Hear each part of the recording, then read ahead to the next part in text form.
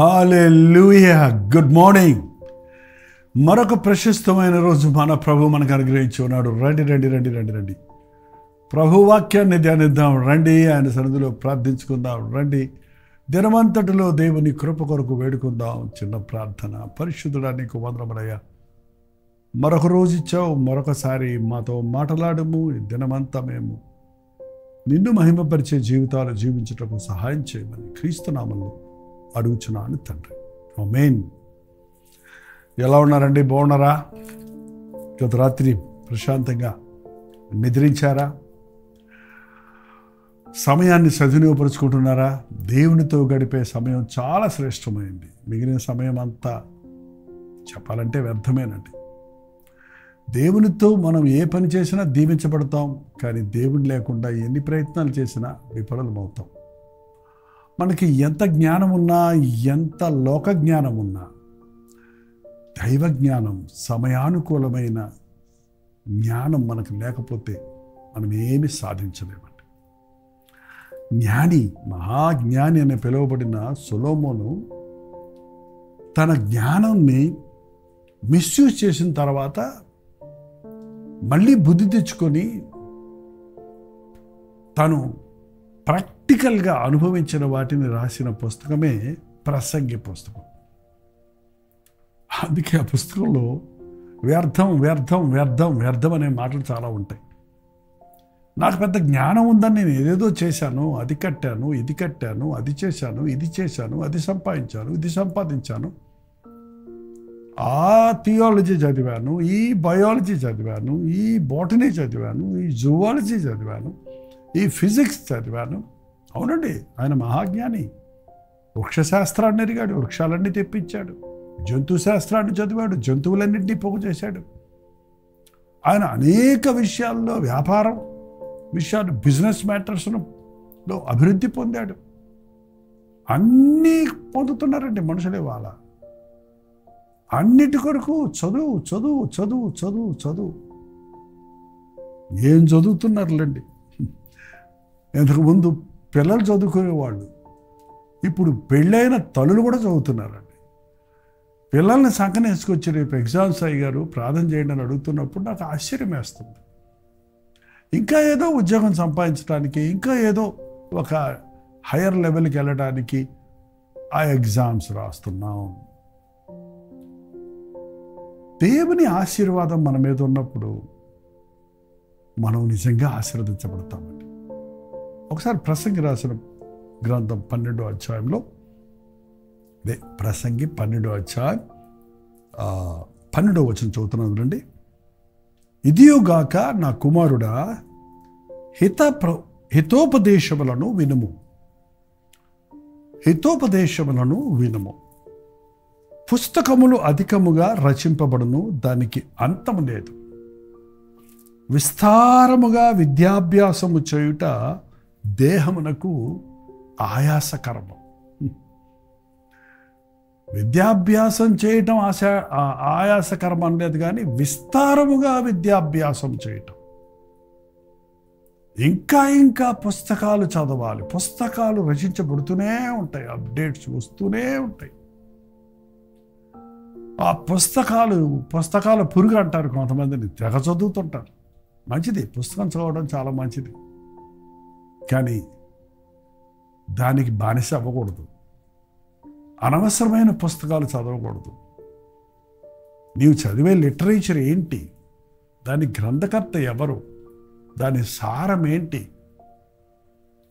సరేలేండి, ఈ రోజుల్లో మీరు అంటారు మేము పుస్తకాలే చదవమండి. ఇప్పుడు మాకంతా సెల్ ఫోన్లోనే ఉంది, ల్యాప్టాప్లోనే ఉంది.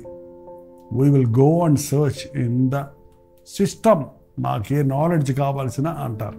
దాంట్లో కూడా పోతూనే ఉంటారు లోపలికి లోపలికి లోపలికి లోపలికి. ఒక చిన్న పాయింట్ పెట్టుకోవడానికి అరగంట సేపు సమయం వృధాపరుచుకుంటారు, గంటల తరబడి దాని ముందు కూర్చుంటారు. అవునండి, సోషల్ మీడియాలో తొవ్వే కొలిది వచ్చే ఇన్ఫర్మేషన్ అందులో ఉంటుంది. మనకెందుకు ఎంత ఇన్ఫర్మేషన్, మనకెందుకు? ఎన్నెన్నో విషయాలు తెలుసుకున్నామంటావు. కొండను దవ్వంట ఎలకను పెట్టాడంటే ఎవడు వెనక్కి.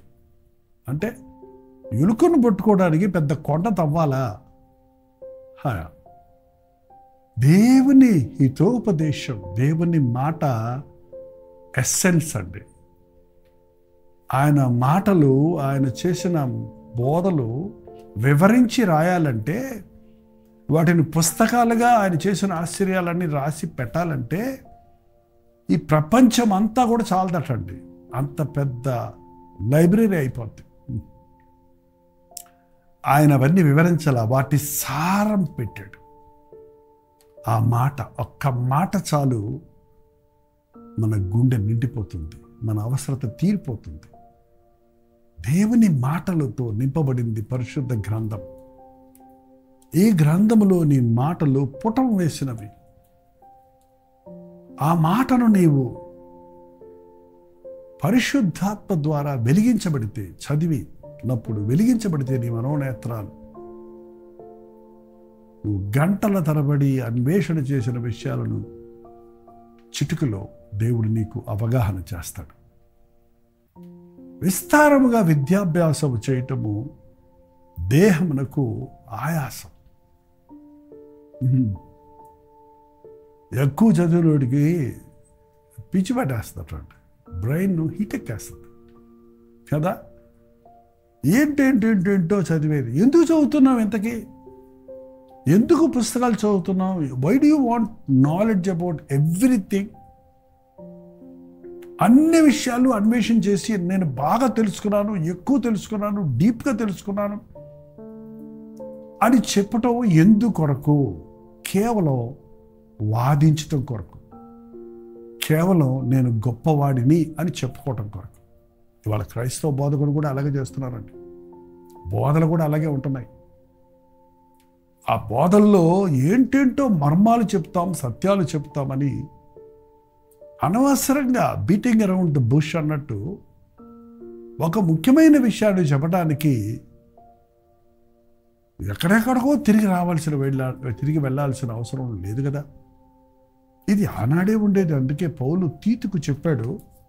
ఒకసారి చూడండి, తీతు గ్రంథం, తీతు పత్రిక, తీతుకు రాసిన పత్రిక 3వ అధ్యాయం 9వ వచనం అండి.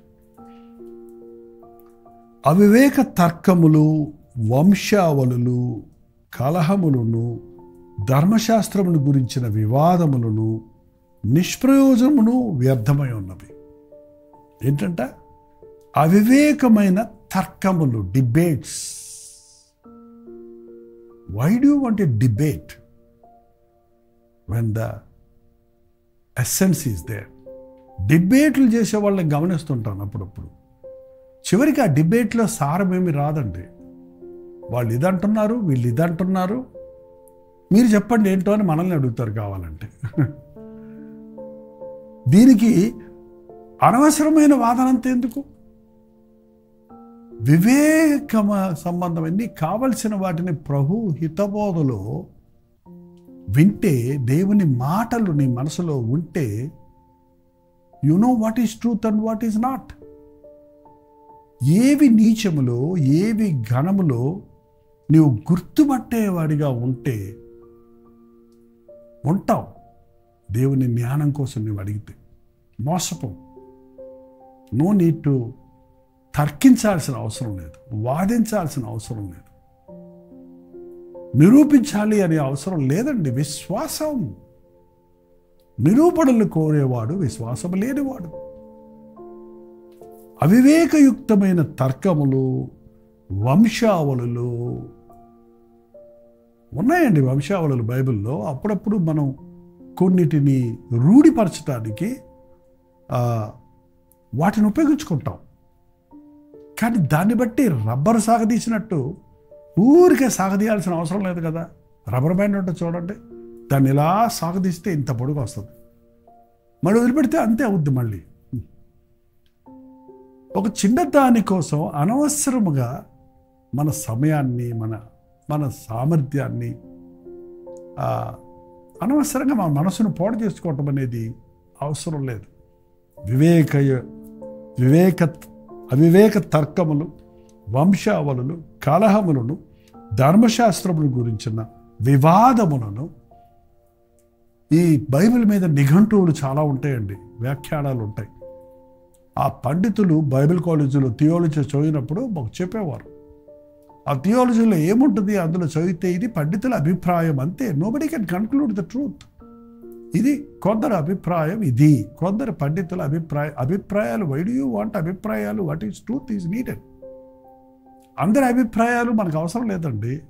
మన ప్రభు అభిప్రాయం మనకు చాలు, మన ప్రభు మాట మనకు చాలు. ఆ మాటను మనం సందేహించనక్కర్లేదు. ప్రభువు తేట తెల్లంగా మనకు తెలియపరుస్తున్నాడు. పరిశుద్ధాత్ముడు సర్వ సత్యములోనికి మనల్ని నడిపిస్తున్నాడు. విశ్వాసులారా, కలవరపడకండి.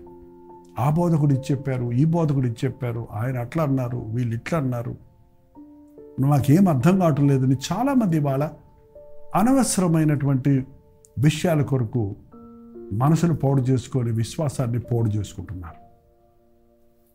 పౌలు అంటున్నాడు తిమోతితో, అవివేక తర్కములను, వంశాములను, కలహములను, ధర్మశాస్త్రముల గురించిన వివాదములను, నిష్ప్రయోజనమును, వ్యర్థమునై ఉన్నవి గనుక వాటికి దూరంగా ఉండు. Avoid it. వాటిని పట్టించుకోకు, వాటిని నీ మనసులోనికి రానివ్వకు, వాటికి దూరంగా ఉండు. మతభేదములు కలిగించు మనుషుడికి ఏం భేదాలు? మతభేదాలు, సిద్ధాంత భేదాలు. ఏది నిజం? ఈ పాస్టర్ నిజమా, ఆ పాస్టర్ నిజమా, ఈ వాక్యం నిజమా, ఆ వాక్యం నిజమా? బోధించడానికి బదులు వాదించడం మొదలు పెడతారండి. వాళ్ళ వాదనల వలన ఎవరిని బాగు చేసుకోలేము. పరిశుద్ధాత్ముడు మనకు బోధించినప్పుడే, మన మనోనేత్రాలు తెరిచినప్పుడే మనకు ఒప్పుకోగలుగుతుంది, అవగాహన కలుగుతుంది. ఒప్పించే పని పరిశుద్ధాత్ముడు చేసే పని. ఏ మనిషి ఇంకొక మనిషిని ఒప్పించలేడు, ఏ మనిషి ఇంకొక మనిషిని మార్చలేడు. అలా అయితే పరిశుద్ధాత్ముడు మనకు అక్కర్లేదు, ప్రభువైన యేసుక్రీస్తు ఈ లోకంలోనికి రానక్కర్లేదు. హృదయాలను మార్చగలిగిన వాడు, మూర్ఖుల హృదయాలను తెరవగలిగిన వాడు, ఈ యుగ సంబంధమైన దేవత కలుగు చేసిన గుడితరము నుంచి మన మనోనేత్రాలను తెరవగలిగిన వాడు మన ప్రభువైన యేసుక్రీస్తు, మనకు అనుగ్రహించబడిన పరిశుద్ధాత్ముడు. ప్రకృతి సంబంధమైన మనుషుడికి దేవుని కార్యాలు అర్థం కావు, అవి వారికి వెరితనంగా ఉన్నాయి. విశ్వాస సంబంధమైన కార్యాలు నిరూపించటానికి వాటి క్రియలను మనం చూడగలం, కానీ దానికి ఎక్స్ప్లెనేషన్ ఇవ్వాల్సిన అవసరం లేదు. నమ్ముట నీ వలనైతే, నమ్ము వారికి సమస్తం సాధ్యమన్నాడు ప్రభు. ప్రభువును నమ్మండి, దేవుని వాక్యాన్ని నమ్మండి. ఆ వాక్యంలో అద్భుతాలను మనం చూడగలుగుతాం. Put it into implement. నీ హృదయానికి అనునయించుకొని చూడు, నువ్వు విశ్వాసంతో ప్రార్థించి చూడు, వాటి నెరవేర్పులు చూడగలుగుతాం. మతభేదములు కలిగించు మనుషునికి 1-2 మార్లు బుద్ధి చెప్పిన తర్వాత వారిని విసర్జించు. ఊరికే డిబేట్లు పెట్టుకోవద్దు, వాదనలు పెట్టుకోవద్దు, ఆర్గ్యుమెంట్లు పెట్టుకోవద్దు. కాదు ఇది సత్యం అని చెప్పేసి ఊరుకో, ఇంక వదిలే. నువ్వే గెలవాలి, ఆయనే గెలవాలి, నేనే గెలవాలి అనక్కర్లా. మూర్ఖుడితో మాట్లాడేవాడు మూర్ఖుడైపోతాడంట. అందుకే మూర్ఖుడికి ప్రత్యుత్తరం ఇవ్వద్దు. అదే సమయంలో మూర్ఖుడికి మనం నిజం చెప్పకపోతే, సత్యం చెప్పకపోతే తాను గొప్ప గొప్ప జ్ఞానిని అనుకుంటాడంట. అందుకని మూర్ఖుడికి దేవుని మాటను, జ్ఞానాన్ని 1-2 మాటలు 1-2 సార్లు చెప్పి వాడు గ్రహించుకోకపోతే, వాడు అంగీకరించకపోతే వదిలిపెట్టాయి. అది ప్రభు నేర్పే పాఠం. ఎంతసేపు ఏదో కొత్తది అన్వేషణ చేయాలి అనేది ఏదీ లేదండి. నూతనమైనది ఏదీ లేదు ప్రపంచంలో. అన్ని దేవుడు ఆనాడు చేసిందే. ఆదిలో దేవుడు చేసిన సకల సృష్టి ఈనాటి వరకు అలాగే ఉంది. అందులో ఏది కలపబడటం లేదు, ఏది తీసివేయబడటం లేదు. సూర్యుడు పాద్దైపోతే, అరిగిపోయి మనకి బ్యాటరీ అయిపోయినప్పుడు మన లైటు సరిగా ఎలగనట్టు వెలుగు తక్కువైందా? చంద్రుడు వీక్ అయిపోయి డీజిల్ అయిపోయిన బండి నడిచినట్టు 24 గంటల బదులు 48 గంటలకు మనకి కనబడుతున్నాడా? దేవుడు చేసినవన్నీ ఇట్స్ గుడ్, మంచిది మంచిది మంచిది. మనుషుడు ఇప్పుడు కనుగొంటున్నాడు వాటిని. నేనే కనుగొన్నానని ప్రగల్భాలు పలుకుతున్నాడు. యోబు గ్రంథాన్ని చదివితే మనకు అర్థమవుద్ది. యోబుతో శిష్యులు ఆర్గ్యుమెంట్ చేస్తున్నప్పుడు యోబును ఆదరించాలని వెళ్ళారు, కానీ వారిని అతన్ని మరింత బాధ పెట్టాడు. ఒక సమయం వచ్చేటప్పటికి యోబే తన స్నేహితుల కొరకు ప్రార్థించవలసిన స్థితి వచ్చింది. మీరు ఎవరో నిన్ను ఆదరించాలని అడక్కు, నిన్ను శోధించే వారితో వాదించకు, నువ్వు ప్రార్థించు, నీ జీవితంలో సమాధానాన్ని, ఆశీర్వాదాన్ని చూడగలుగుతావు. ప్రార్థన. పరిశుద్ధుడా, ప్రేమగల తండ్రి, ఈ పుస్తకంలో చదివాను, ఆ పుస్తకంలో చదివాను, ఆయన చెప్పాడు, ఈయన చెప్పాడు, ఇది ఇదట అదట అనేటువంటి తత్వము నుంచి మమ్మల్ని విడిపించి, నా యేసు మాట నాకు చాలు, నా దేవుని వాక్యం నాకు చాలు అన్న తృప్తి మాకు దయచేయము. నీ వాక్యముతో నీవు సమస్తము చేసిన దేవుడు. పాపికి పరివర్తన ఇవ్వగలిగిన, పశ్చాత్తాపం కలుగు చేయగలిగిన, తన నిజస్థితిని గుర్తించగలిగిన పరిశుద్ధాత్మని కార్యాలు ఈ అంచె దినాలలో మా మధ్య జరిగించిన ఆయన, నా స్థితిని ఎరగటానికి నీ వాక్యము నేను పఠించాలి అనే ఆశ, వాదించటానికి, తర్కించటానికి కాక స్వీకరించటానికి, దేవుని వాక్యాన్ని అంగీకరించటానికి, విశ్వసించి అద్భుతాలు చూడడానికి, నీ వాక్యాన్ని పఠించి ధ్యానించటానికి, నీ మాట నాకు చాలు అనే తృప్తి కలిగి, మనుషుల మాటలకు కృంగిపోక, మనుషుల సిద్ధాంతాలకు లొంగిపోక, మనుషుల వాదనలో పడి కొట్టుకుపోక, నీ వాక్యమును పట్టుకొని నీ సాక్షులుగా బ్రతుకుటకు మా ఒక్కొక్కరికి సహాయం చేయమని క్రీస్తు నామములో అడుగుచున్నాము తండ్రి. ఆమేన్. మన తండ్రి అయిన దేవుని యొక్క ప్రేమయు, కుమారుడైన క్రీస్తు యొక్క కృపయు, ఆదరణకర్త అయిన పరిశుద్ధాత్మ యొక్క సహవాసము కూడి వచ్చిన మనందరికీ ఇప్పుడు నువ్వు సదాకాలం తోడయుండును గాక. ఆమేన్. దేవుని స్తోత్రం. మీ ప్రార్థన అవసరతలు భారాలు 95404 నెంబర్కి ఒక టెక్స్ట్ లేక వాయిస్ మెసేజ్ ద్వారా వాట్సాప్ చేయండి. మీరు ఇతర దేశాల్లో ఉంటే 91001008 నెంబర్కి చేయండి. మీ పక్షంలో మేము ప్రార్థిస్తున్నాం, మీరు కూడా ప్రార్థించండి. మీకు ఏ సందేహాలు ఉన్నా, మీకే సమస్యలు ఉన్నా దేవుని దగ్గరే ప్రార్థించండి. దేవుడు ఖచ్చితంగా జవాబిస్తాడు. దేవుడు మీకు జవాబు ఇవ్వాలి అని మమ్మల్ని కూడా అడిగితే మేము కూడా మీ పక్షంలో ప్రార్థించడానికి, ఒకవేళ దేవుడు మాకు బయలుపరిస్తే ఆ సంగతులు మీకు చెప్పడానికి కూడా మేము ఆశ కలిగి ఉన్నాం. దేవుడు ఎప్పుడు తన మాటతోనే మనతో మాట్లాడతాడు. కాబట్టి ఆయన మాట మారనిది, మన హృదయాలను కదిలించగలిగింది, మన అవసరత తీర్చగలిగింది. Doctor Jayapal YouTube channel subscribe చేసుకున్నారా? లైక్ చేయటం, షేర్ చేయటం మర్చిపోకండి. ప్రతిరోజు అనుదిన ధ్యానం, 3 గంటలకు హెచ్చరిక, 9 గంటలకు కలవరి ప్రతిధ్వని, అలాగే 12 గంటలకి మన్నా మనకు మీ కొరకు 4 సార్లు యూట్యూబ్లో, మరి అనేక సార్లు ఫేస్బుక్, ఇన్స్టాగ్రామ్లో కూడా మీకోసం అనేక పోస్టులు పెడుతున్నాం, వాగ్దానాలు పెడుతున్నాం. మీరు వాటిని స్వతంత్రించుకోండి, దైవ దీవెనలు పొందండి. ప్రభుత్వమైతే మధ్యాహ్నం 3 గంటలకు హెచ్చరిక, అలాగే రాత్రి 9 గంటలకు కల్వరి ప్రతిధ్వనిలో మళ్ళీ కలుసుకుందాం. అంతవరకు దేవుని మహాకృప మీకు తోడైనను గాక.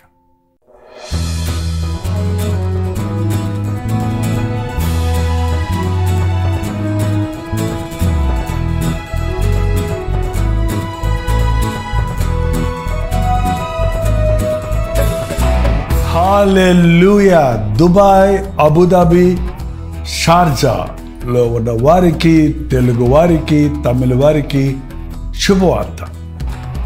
ఈ రోజుల్లో తెలుగు, తమిళు, హిందీ, మలయాళం అనుదిన ధ్యానాలు 4 భాషల్లో ప్రతిరోజు వినిపిస్తున్నాం. మీలో అనేకులు దుబాయ్, అబుదాబి, షార్జాలో ఉన్నవారు, తెలుగువారు, మరి ఇతర భాషల వారు కూడా ఈ అనుదిన ధ్యానాలు విని దీవించబడుతున్నామని వాట్సాప్ల ద్వారా తెలియజేస్తున్నారు. మీలో కొందరు జూమ్లోకి వచ్చి మాట్లాడుతున్నారు. మిమ్మల్ని నేరుగా ముఖాముఖిగా చూసి మీ కొరకు ప్రత్యేకంగా ప్రార్థించాలని, మిమ్మల్ని ఆధ్యాత్మికంగా బలపరచాలని దుబాయ్ వస్తున్నాం. ప్రభు చిత్తమైతే అక్టోబర్ 18వ తారీఖు దుబాయ్లో ఒక్క మీటింగ్, 1 డే అనలేము, ఒక గెట్ టుగెదర్ ఏర్పాటు చేస్తున్నాం. రండి, పాల్గొనండి, ఉజ్జీవించబడండి. వ్యక్తిగతంగా మిమ్మల్ని చూడటానికి, ప్రార్థించడానికి అవకాశాన్ని కలుగజేయండి. మీరు ఏ చర్చ్ వారైనా, ఏ రినామినేషన్ వారైనా, సోషల్ మీడియా ద్వారా వాక్యం వింటున్న వారైనా, ఇంతకు ముందే మీరు నన్ను ఎరిగిన వారైనా, మేము అందరినీ ప్రేమతో ఆహ్వానిస్తున్నాం. దయచేసి గమనించండి, మిమ్మల్ని ఆధ్యాత్మికంగా బలపరచాలనే ఏక ఉద్దేశంతో మాత్రమే దుబాయ్ వస్తున్నాం. సంఘం పెట్టాలనో, మిమ్మల్ని కలవరపరచాలనో కాదు. కాబట్టి దైవజనులు, పాస్టర్లు మీరందరూ నాకు తెలుసు, మీరు కూడా, మిమ్మల్ని కూడా ప్రేమతో ఆహ్వానిస్తున్నాం. రండి, మనందరం కలిసి మన దేవుని నామాన్ని మహిమపరుద్దాం. ఈ అంచెదినాల్లో ఉన్నాం. ఏక హృదయంతో ప్రార్థించి దేవుని నామాన్ని ఈ దేశాలలో మహిమపరచినట్లుగా ఆయన యుద్ధ నుండి గొప్ప కార్యాల కొరకు ఎదురు చూద్దాం. చిరునామా గమనించండి, Pakistan association hall, street number 11B, Oud Metha road, Bur Dubai, Dubai.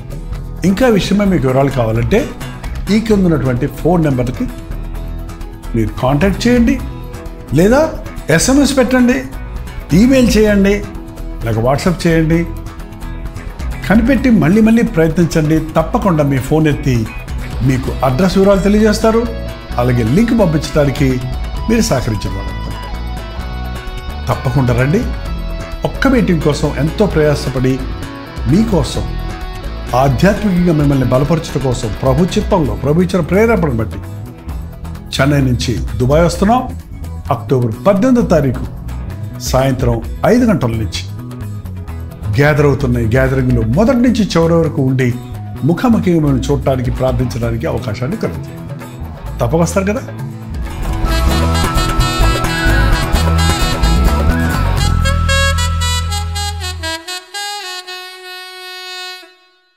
ఉదయ